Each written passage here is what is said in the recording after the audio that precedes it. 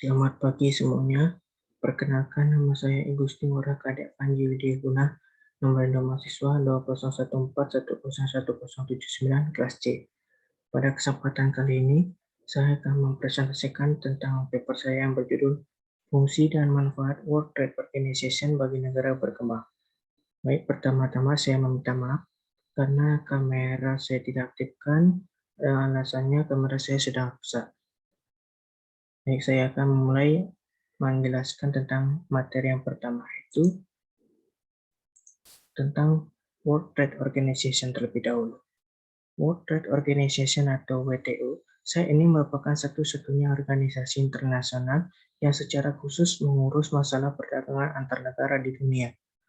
Organisasi ini secara resmi berdiri pada tanggal 1 Januari 1995 sebagai hasil dari putaran Uruguay pada tahun 1986 sampai 1994 yang menyepakati Agreement Establishing the World Trade Organization.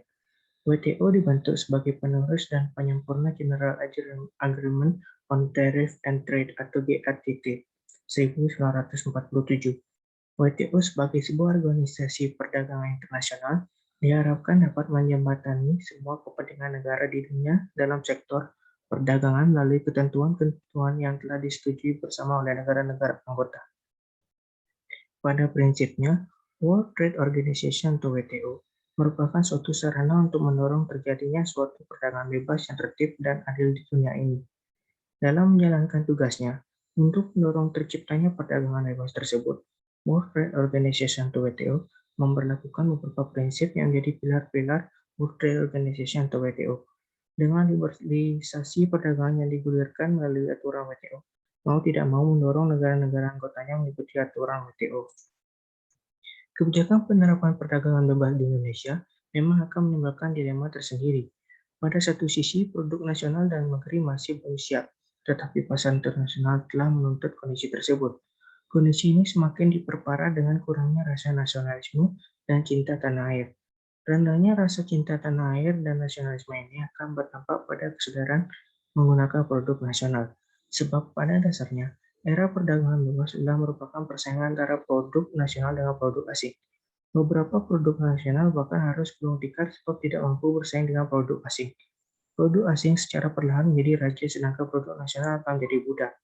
Bagi negara yang sudah siap menghadapinya, perdagangan bebas bisa menjadi sebuah keuntungan karena produknya bisa mendapatkan pasar baru tanpa sekat batas negara. Namun tidak demikian dengan negara yang belum siap. Secara kasar mata, berlakunya perdagangan bebas bisa jadi akan menimbulkan beban bagi sektor industri dalam negeri. Baik, selanjutnya saya akan menjelaskan tentang fungsi dan manfaat World Trade Organization bagi negara berkembang. Pertama-tama yaitu tujuannya WTO itu dituangkan dalam ketentuan yang mengandung prinsip keadilan dengan tidak melupakan pemberdayaan bagi negara berkembang dan berkembang terbelakang dengan mengharapkan. Yaitu yang pertama, prinsip resiprositas. Artinya perlakuan yang diberikan oleh suatu negara anggota kepada negara mitra dagangnya harus diberikan pula oleh negara mitra dagang tersebut. Yang kedua, prinsip perlakuan sama atau non-discrimination yang dikenal juga dengan sebutan prinsip most favored nation. Dan yang ketiga, prinsip transparansi atau transparansi. Artinya perlakuan dan kebijakan yang dilaksanakan suatu negara harus transparan dapat diketahui mitra dagangnya. Pencapaian tujuan tersebut ditunjang oleh publikasi substansi yang diatur atas kesepakatan negara anggota yang dirumuskan secara arsitektur. Oliver Long yang ditanggapi oleh Robert Reis bahwa prinsip-prinsip WTO disusun dalam sistematika secara arsitektur, menunjang pandangan yang mengandung tema utama, mengarah pada tujuan akhir untuk menerapkan perdagangan yang bebas dan terbuka, dengan aturan dan prosedur yang rinci, serta pengecualian prinsip-prinsip yang terkandung dalam aturan-aturan yang mudah dipahami. Prinsip-prinsip tersebut di atas yang secara umum dituangkan antara lain dalam artikel 1 dan artikel 3 WTO. Khusus bagi negara berkembang diterapkan ketentuan artikel ke-18. Para pakar antara lain Sunaryati Hartono mengatakan bahwa pengecualian yang diberikan kepada negara berkembang mengandung prinsip positif discrimination, ketentuan artikel 18, mengandung patokan memperdayakan negara berkembang dalam memasuki pasar bebas, yaitu bahwa pelaksanaan prinsip-prinsip di atas bisa dikesampingkan oleh negara berkembang dalam jangka waktu tertentu. Manfaat pelaksanaan WTO bagi negara berkembang apabila dapat meningkatkan kinerja, khususnya bagi Indonesia, adalah dapat menjamin terciptanya lapangan pekerjaan, meningkatkan produksi dan perdagangan, dan mengoptimalkan pemanfaatan sumber daya dunia. Ditegaskan pula bahwa dengan memanfaatkan sumber daya dunia yang optimal, maka akan tercipta pembangunan yang berkesinambungan dengan tetap memperhatikan perlindungan lingkungan hidup.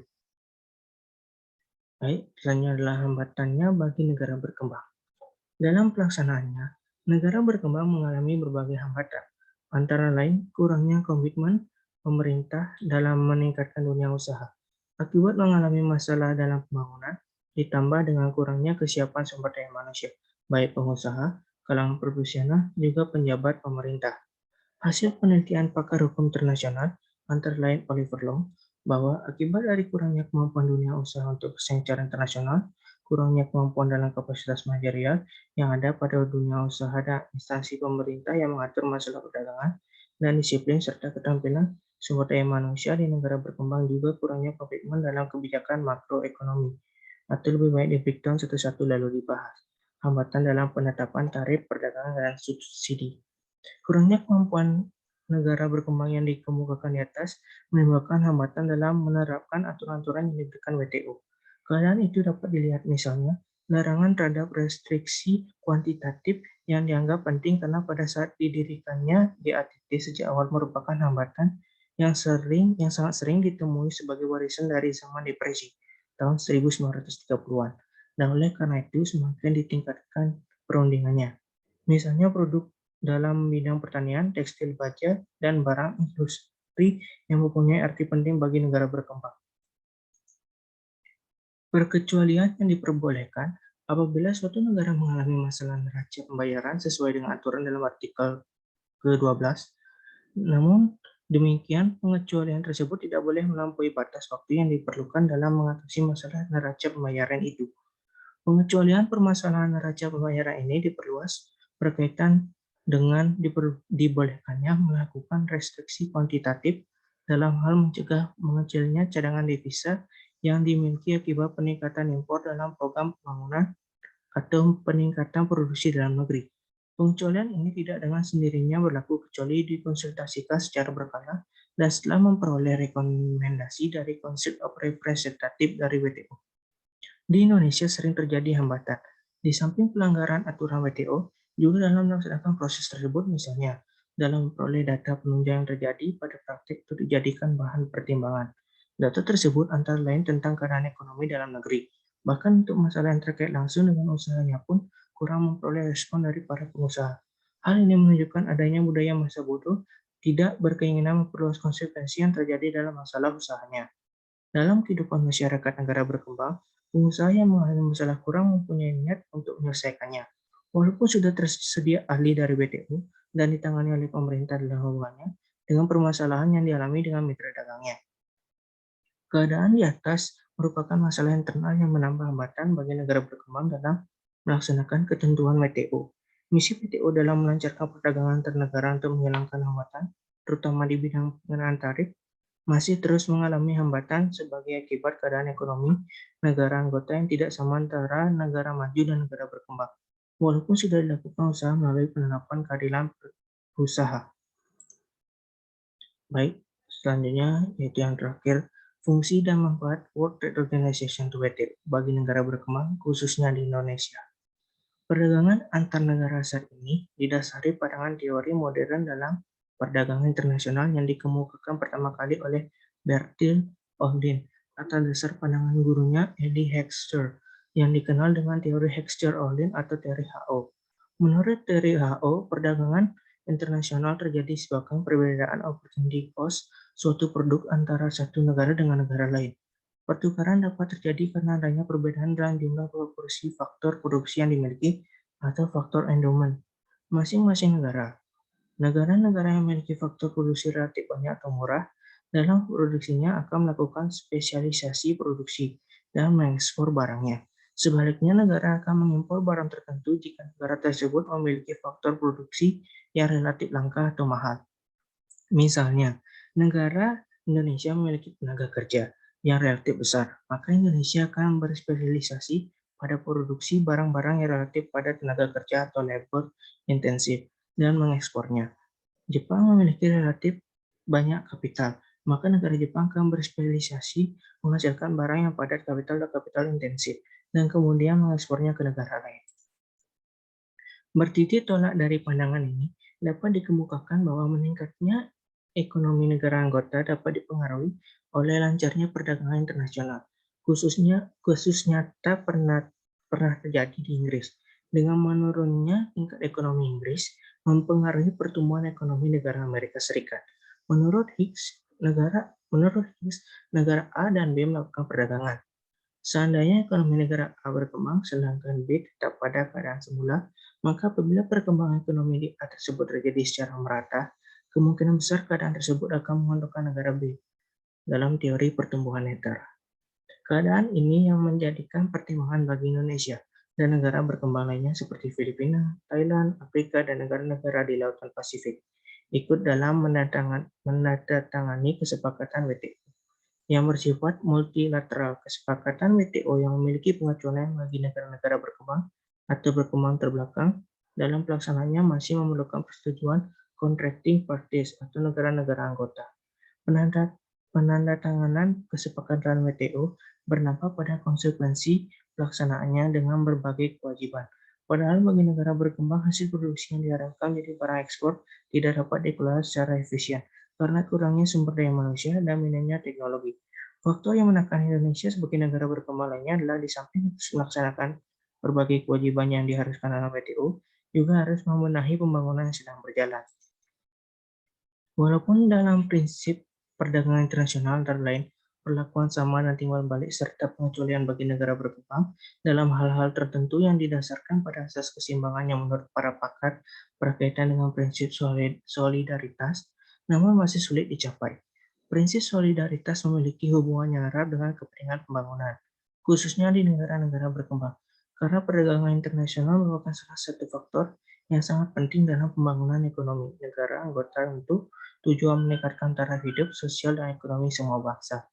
Kewenangan negara dalam membentuk hukum dikemukakan oleh Noto Nagoro sebagai salah satu pelaksanaan kekuasaan negara yang secara teoritis dikemukakan oleh Van Vollenhoven tentang negara sebagai organisasi tersendiri dari bangsa diberi kekuasaan untuk mengatur segalanya, dan kedudukannya tersebut memiliki kewenangan untuk membuat peraturan hukum.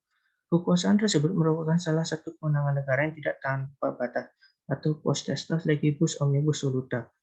Yuda B. Ardiwiswasastra mengatakan bahwa ada beberapa ketentuan hukum yang mengikat dirinya, seperti hukum Allah dan hukum Tuhan atau leges naturus et divinae, serta hukum yang bersifat universal yang terdapat pada semua bangsa dinamakan leges imperi, namun dibatasi oleh kewenangan negara yang diatur dalam hukum nasional. Di Indonesia, kewenangan negara tersebut dituangkan dalam Undang-Undang Dasar. Undang-Undang Dasar 1945 memberikan kewenangan kepada negara untuk memberdayakan usaha nasional demi kesejahteraannya. Keadilan berusaha dikemukakan oleh Aristoteles sebagai hak yang harus diberikan kepada orang apa yang merupakan bagiannya. Sudah dianut dalam Cipta Bangsa Indonesia dan pasal 33 ayat 4 Undang-Undang Dasar 1945, yaitu prinsip demokratisasi usaha yang dikatakan oleh Noto Nagoro sebagai kesempatan yang sama dalam memperoleh hak berbisnis. Baik, kesimpulan yang saya dapatkan dari paper yang saya buat ini adalah fungsi World Trade Organization bagi negara berkembang. Yang pertama, sebagai suatu perangkat ketentuan atau aturan multilateral yang mengatur tindak tanduk perdagangan yang dilakukan oleh pemerintah dengan memberikan suatu perangkat ketentuan perdagangan. Yang kedua, sebagai suatu forum atau wadah perundingan perdagangan. Yang ketiga, sebagai suatu pengadilan internasional di mana para anggotanya menyelesaikan sengketa dagangnya dengan anggota-anggota GATT lainnya. Sedangkan manfaat World Trade Organization atau WTO bagi negara berkembang adalah dapat meningkatkan kinerja, khususnya bagi Indonesia, dapat menjamin terciptanya lapangan pekerjaan, meningkatkan produksi dan perdagangan, dan mengoptimalkan pemanfaatan sumber daya dunia. Sementara itu terdapat hambatan, antara lain kurangnya komitmen pemerintah dalam meningkatkan dunia usaha akibat mengalami masalah dalam pembangunan, ditambah dengan kurangnya kesiapan sumber daya manusia, baik pengusaha, kalangan profesional maupun pejabat pemerintah. Baik, sekian yang dapat saya presentasikan. Saya mohon maaf sekali lagi karena saya tidak dapat mengaktifkan kamera karena kamera di laptop saya ini tidak bisa dipakai lagi karena rusak. Dan juga jika saya ada salah kata maupun pengucapan saya yang salah, saya mohon maaf. Semoga apa yang saya presentasikan kali ini bermanfaat bagi kita semua. Saya tutup dengan selamat pagi.